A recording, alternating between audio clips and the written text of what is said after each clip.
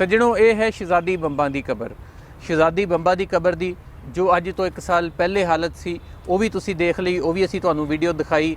जदों भी इत्थे दोस्त आते सी, जेडे भी लोग आते सी, दूजे मुल्कों तो भी आते सी, सरदार भी आते सी ते पंजाब नाल प्यार करने वाले भी जो इत्थे आते सी, तो कबर की हालत देख के बहुत ज़्यादा परेशान भी होंदे सी और कई अखां चों हंझू भी डिगदे सी। तुसीं ये पिछली वीडियो दे विच देख चुके हो। कबर की हालत बहुत ज़्यादा खराब सी। 1 साल पहले तक ਇਹਦੀ ਟੁੱਟ-ਫੁੱਟ ਦਾ शिकार ਸੀਗੀ और लगता है भी सी कि ਜਿਹੜੀਆਂ ਸਲੈਬਾਂ भी टुट गई तो कबर हुण होर कुछ अरसे तक जे ना इसकी देखभाल की गई, ना इसकी सेवा संभाल की गई, रिपेयरिंग ना की गई, तो कोई पता नहीं है भी बाकी कबरां तरह नाल ही इत्थे मिट्टी दे नाल रुलदी खुलदी जावे। तो इत्थे जेडे भी दोस्त आते सीगे, इत्थे सरदार गुरचरण सिंह बनवैत आए कैनेडा तो, इंटरनेशनल पंजाबी फाउंडेशन के सदर, वो भी कबर की हालत देख के इत्थे रोंदे रहे। और खालसा राज की विरासत ये सुत्ते पे ने, उन्हां दी कबरां भी उन्होंने हालत देखने वाली सी कि एडा वड्डा जी एडी वड्डी सल्तनत की जी आखिरी वारस आ, वो इत्थे कबर आ ते ओदा कोई सेवा संभाल नहीं, कोई उन्होंने देखने वाला नहीं, कोई उसकी मुरम्मत करने वाला नहीं। पंजाबी प्रचार के सदर अहमद रज़ा भी इत्थे आए, उन्होंने हालत भी इत्थे देखने वाली सी। तारक जिताला साहब पंजाबी प्रचार के जोड़े सैकटरी जनरल, वो भी इत्थे आके हालत देखते सी। ते बिल आखिर फिर ये सोचा असी कि इस कबर की जे यही हालत रही, इदां ही टुट-फुट जारी रही, तो कोई पता नहीं कि होर 5-10 साल च आने वालियां च इस कबर का इत्थे नाम निशान भी मिटना शुरू हो जाए। फिर असी ये सोचा कि इस कबर नूं जिहड़ा बेहतर किया जाए, इनू संभालिया जाए, क्योंकि बाहर वाले एक साडे लिए एक निशानी आ, साडी तारीख आ और इनू सांभना बहुत ज़्यादा जरूरी है। मैं फिर सरदार गुरचरण सिंह बनवैत हुणां नाल गल कीती, उन्होंने भी ये उत्ते कहा जी कि बहुत जरूरी है। अहमद रज़ा पंजाबी प्रचार के सदर, उन्होंने कहा असीं भी ये हत्थ पाने आ। फिर सारे दोस्तों ने रल के असीं कबर की मुरम्मत शुरू कराई। कबर की मुरम्मत की इनू नवे सिरे तो कबर नूं बनवाउण दा सिलसिला शुरू किया। बल्कि तुहानूं मैं नाल नाल दिखाना वा कि पहले जिहड़ी कबर सी वो तुसीं देख चुके हो पहली वीडियो दे विच।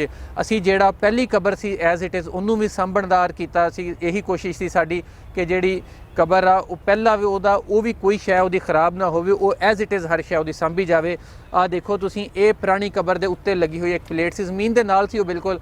उदों जो बनी होनी उदों तो प्लेटफार्म उच्चा होना वा, पर हुण बिल्कुल नाल लग गया। ये उहदी स्लैब सी। पहले तो इनू बड़े कोशिश करके बड़ी एहतियात दे नाल लाया गया कि ये एज इट इज़ रवे जिहड़ी कबर सी।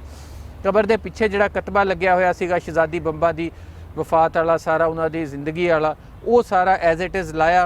तुसीं आ देख सकते हो कि अंग्रेज़ी दे विच सीगा, नाल उहदे विच फारसी च भी लिखिया गया सी। इदां जिहड़ी कबर दे उत्ते जिहड़ा लगी हुई सीगी स्लैब, इहदे उत्ते भी फारसी च लिखिया गया सी। ये एज इट इज़ लाई गई और ताकि इनू असीं क्या किसी किस्म का कोई नुकसान ना होवे।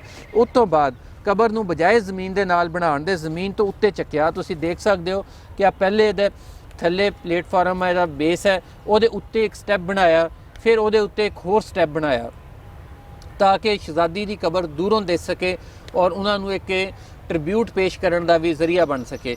उहदे उत्ते फिर एक होर निक्का स्टैप बना के उहदे उत्ते असीं वो बाकी चीज़ां जिहड़ियां सी असीं वो फिक्स कीतियां। तो ये इस हालत दे विच मौजूदा हालत च अज तुहाडे सामने आ चुकी है। और इस तो बाद सानूं तवक्को आ कि अगले 80-90 साल ये कबर जिहड़ी आ ये एवें सलामत रहेगी। कोई होर आ जाएगा फिर वो भी इसकी मुरम्मत कर देगा, पर ये जिहड़ी पंजाब की एक तारीख आ एवें बरकरार रहेगी, एवें चलदियां वा चीज़ां। कोई एक बंदा किसी शहर को नहीं चला सकता। शहजादी का जिहड़ा सैकटरी सी पीर करीम बख्श सुपरा जिन्हें ये लवाई हुई है बनवाई सी, उसने अपने दौर च काम किया और ये चंगा भला इनू टाइम गुजर गया। सन 57 च बनी, सन 57 तो लैके हुण 2019 आ गया।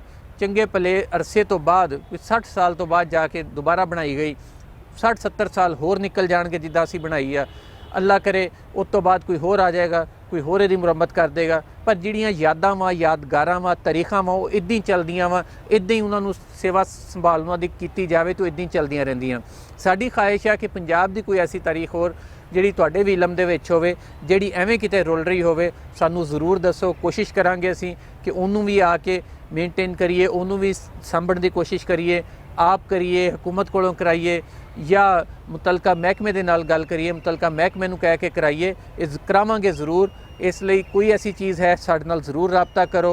मियाँ आसफ अली मेरा नाम है, साडे सदर पंजाबी प्रचार दे अहमद रज़ा साहब, सारे दोस्त मौजूद है। इदां दे कम्मां लई हर वेले हाज़र है।